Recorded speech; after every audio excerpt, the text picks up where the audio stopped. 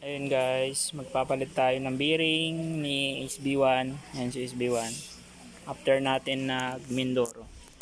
So, hindi kinaya ng bearing niya yung layo ng biyahe. So ayan o. Tapos ito naman, tanggal, basag. Yan, naiwan yung bearing housing. Yun, kalat-kalat yung kanyang mga bearing. Ipalitan ko siya. So, sa layo ng biyahe ko mula dito sa amin hanggang Mindoro. So, buti bearing lang yung nadurog. So, bago kasi ako umalis, hindi ko siya pinapalitan. Bearing niyan at saka itong knuckle bearing. May alog na to. Pero ito okay pa naman. So, sa ko na lang to papalitan. Ito lang muna, kabilaan. Ito at saka yung dito sa kabila. Ito kasi hindi ko na ito pwedeng ibalik, gawa ng umangat na to. Yung naghahawak sa bulitas. Kasi ito pag natanggal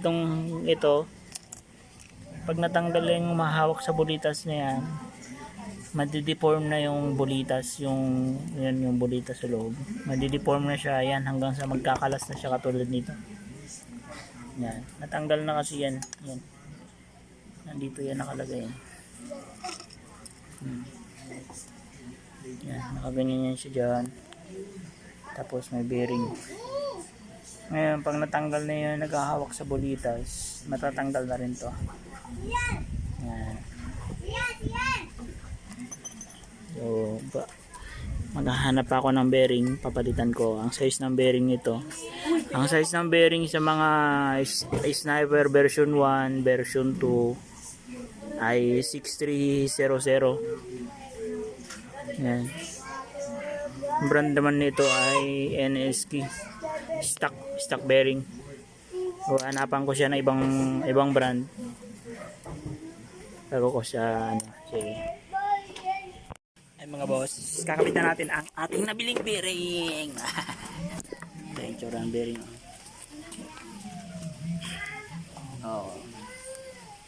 Ata na brand bearing 6300. Ayan. Ito yung mga size ng mga bearing ng Sniper version 1, version 2 sa bearing mags na sa unahan. Yan 6300. Yan, kakabit na natin.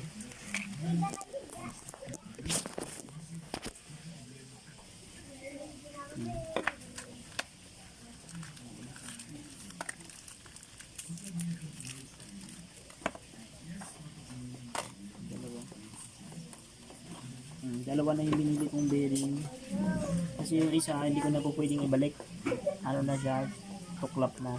So bumili na ako ng dalawa para parehas bago yung kabilang bearing.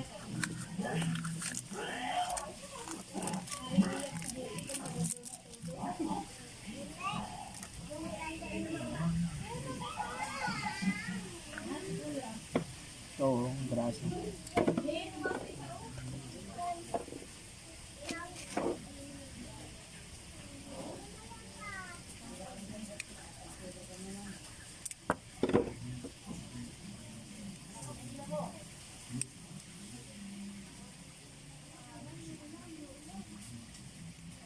Yan bago natin isalpak, siya isalpak, lagyan na natin ng grasa para humaba yung buhay ng bearing.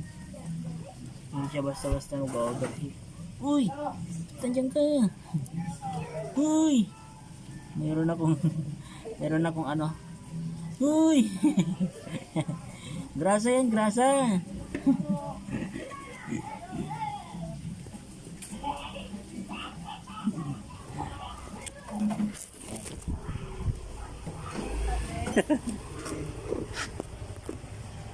Yan.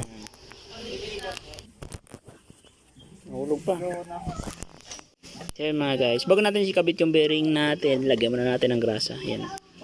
Para humaba yung lifespan ng bearing. Hindi siya basta-basta mag-overheat. Yan.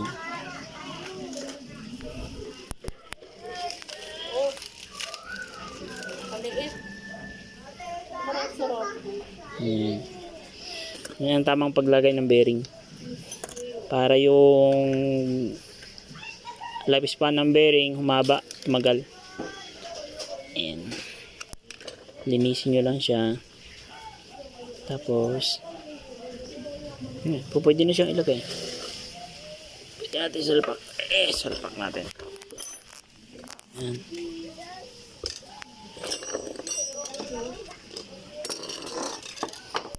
Ayan. So, ang paglagay ng bearing naman mga guys, kung mayroon kayong luma, ito, yung luma nyo, kung hindi pa naman siya nagkalas, pwede nyo siyang gagamitin dyan para siya yung magtulak. Isa kasi sa mga pag ginamitan mo ng ganito, pantulak, masisira yung ng bulitas.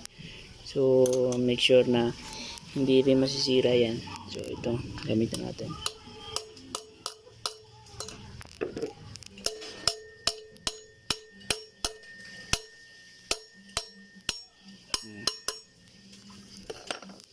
Sumalpok na yung pumasok. Yan, diba? Pasok na pasok. So, lapat na lapat siya. Oh. Diba? Lapat na lapat yung bearing. Yan. Hindi mo na siya kailangan pukpukin dito. Pukpukin dyan. Yan, pukpukin mo dyan. Pukpukin dyan. Hindi na kailangan. Pag may luma kang bearing na ganito, yung buo pa, magagamit mo siya pantulak. Naiwan yung kanyang housing. Ang gagawin natin dyan is pata natin dito. Wewildingan natin para maitulak natin palabas. Naiwan. Hirap kasi tanggalin to. Ganito lang yung gamitin mo. Hindi mo siya mapapalabas. Kailangan mo siyang weldingan dito. So ayun mga boss, buti meron akong portable welding machine. Para matanggal ko yung bearing housing. Kaya kailangan ko siyang ispatan dito.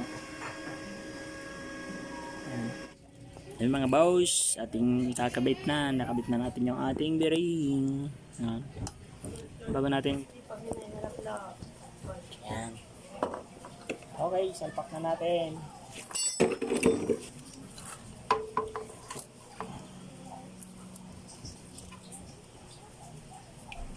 Spacer.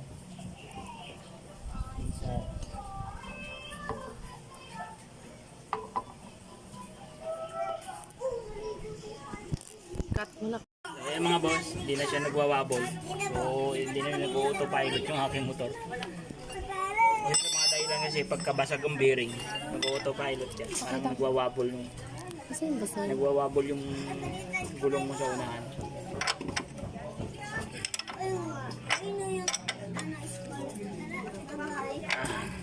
Yun na. Ayan, nakabit ko na siya. Wala na siyang uga. Ready na ulit sa mga long rides. So, hanggang dito na lang mga boss. Bye bye.